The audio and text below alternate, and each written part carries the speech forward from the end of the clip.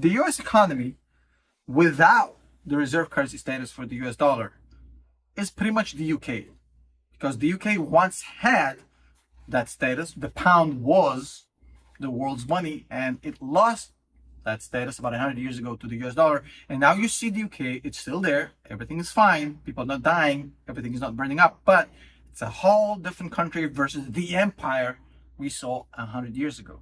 Now, the question is, will the US dollar lose its dominance? And in this video, let's first answer a few questions. Well, did actually things happen to promote this, or is it absolute horseshit? Well, I think there are a few things worth mentioning that are concerning as far as the US dollar goes. Number one, the French president went to China for a few days of visit, and he was very cozy with President Xi. And he also talked about reducing the French dependence on the US in general. And of course, the Chinese media made shish kebabs from this statement. And it's not completely unbased, because you have to understand that the Chinese and the French always had a good relationship. Much like Germany used to be a good friend of Russia post-World War II, at least in the utilitarian sense of the word. Of course, that friendship is now gone, given what just happened. But Germany was to Russia what France is to China. The French and Chinese always got along.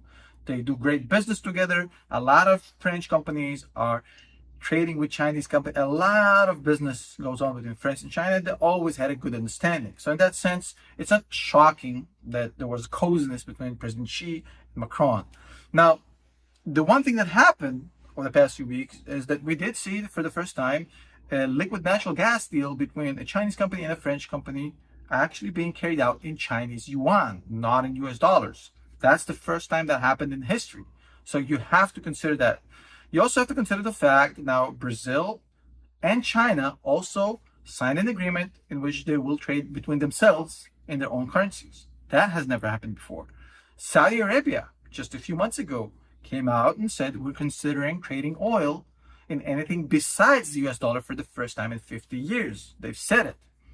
You can't ignore it. The BRICS countries, Brazil, Russia, India, China, and South Africa, is now basically working on some sort of a combined commodity-based currency to potentially challenge the US dollar as a world reserve currency. So there's a lot of moves being made that are concerning to the US dollar. You cannot ignore it and just say, oh, nobody's trying anything. No, there's definitely moves going on.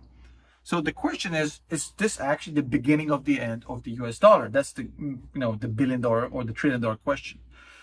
Look, in our lifetime, the US dollar was always the world's reserve currency. And now it is being challenged for the first time, I think, in 100 years. And we have to acknowledge that. We cannot ignore that. There is a challenge going on. And there's no doubt in my mind that the sanctions the US imposed on Russia and everybody who worked with Russia as a result of the war in Ukraine has accelerated this process, amplified this process, because it created a lot of fear.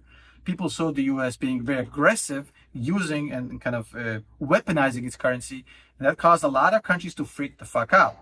And that accelerated the process of the US dollar being challenged, no doubt. But let's look at the reality today before we ask the real question, which is, would it be possible, given what I just said, to actually replace the US dollar? So the reality today, I'm just going to give you some numbers. Right now, 60% of the global reserves are in US dollar.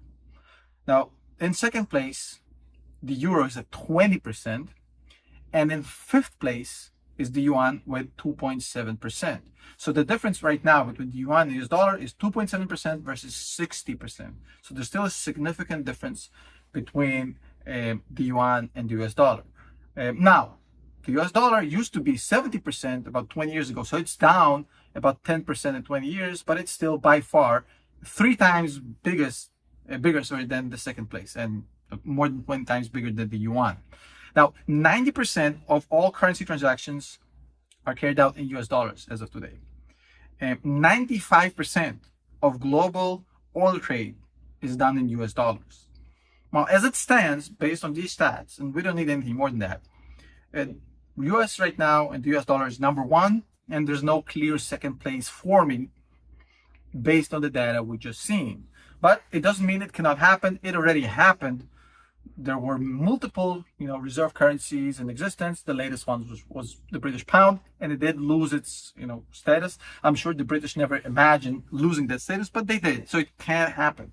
So would it be possible to replace the US dollar? I think, first of all, it's way easier said than done, and I'll show you why. It's not new. For those of you who kind of a little bit older like me, I was born in 1981. And even as a kid, I remember about 30 something years ago, people were always talking about the downfall of the US dollar. So the US dollar was always kind of in this discussion, oh, when will they lose their reserve currency? It's been 3 decades. It hasn't happened yet. But it is possible. We talked about it. It is possible. But for that to happen, we need a few conditions to actually fall into place. Whoever replaces the US dollar has to have the largest economy. Right now, the US is at $23 trillion GDP. China, which is being talked about as a potential heir, is at $18 trillion. Now, out of those $18 trillion, you have to understand that 1/3 of it, about 6 or so, is based on the real estate market in China. And a lot of things said about the real estate market in China being a glorified bubble, glorified Ponzi scheme. There's a lot of questions about the validity of the Chinese data, because 1/3 of it comes from a market that's essentially a glorified greater fool theory. And then the rest of the number is also very, very dodgy. There's a big question about the validity of those $18 trillion. Because if you compare tax income, should be very close, 23 to 18 trillion GDP, but US collects $5 trillion in tax in a year. You want to guess how much China collects? China collects 200 billion in a year. So if the economy is that close, you just should have seen that kind of an aggregate tax collection parity, but it's not even close. So when I look at tax collections and I see 200 billion versus 5 trillion, I understand that this GDP comparison is really out of place.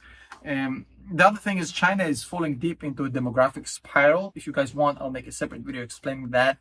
China is basically aging very fast. They don't have a solution like the United States in which they can open the border and have multiple young people come in through the door. Nobody's banging on the door to get into China. China is basically losing its workforce to an aging population. It's probably the worst of its kind, and I think it's beyond the point of no return for China. I think that's their biggest problem, not the US and not any of this geopolitical stuff. Even if you take all the BRICS countries and you combine their all economies in aggregate, they're pretty much on par with the US with $24 trillion. They collect in tax $1 trillion a year. The US collects $5 trillion of tax a year. So the US is still effectively 5 times bigger than the entire BRICS union together, whatever that's worth. So there's no size match here for a reserve currency yet.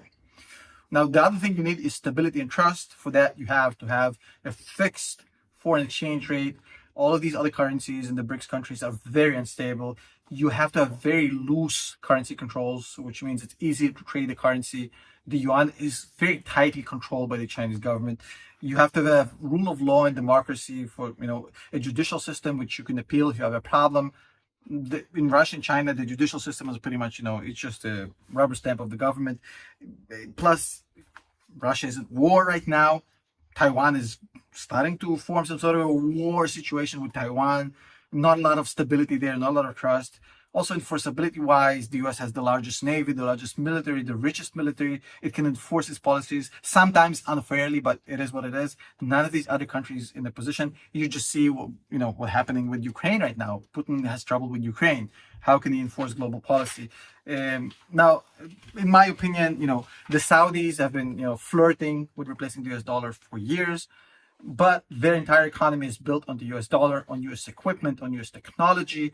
The US is helping Saudi transition away from oil. Their entire next 10 years is based on the US helping them do that. There's a terrific relationship between the Saudis and the US. It's a complete symbiotic relationship. The US needs Saudi, but just as much the Saudis need the US. Even though they don't like each other, they need each other. The Saudis absolutely need the US needs the Saudis. The oil is important, but also the military support, the ability of the US to provide technology to help Saudis transition from oil to a services-based economy. All of this, there's too much combination going on between Saudis and the US for them to ever do this move.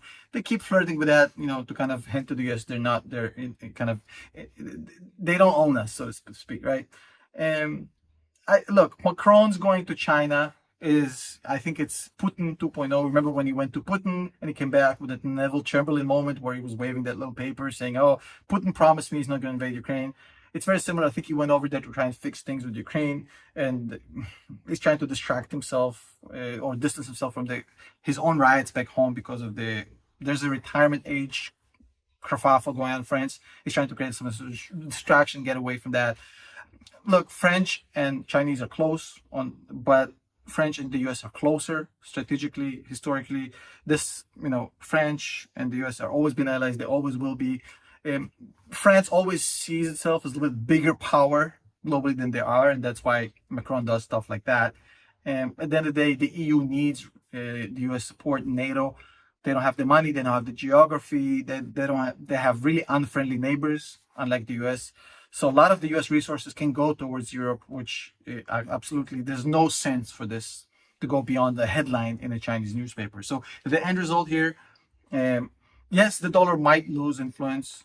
Yes, other currencies might rise, but at the end of the day, the US dollar is not going to lose its dominance, and it's not going to lose the world's reserve currency status anytime in our lifetime, at the very least. And, beyond that, who knows?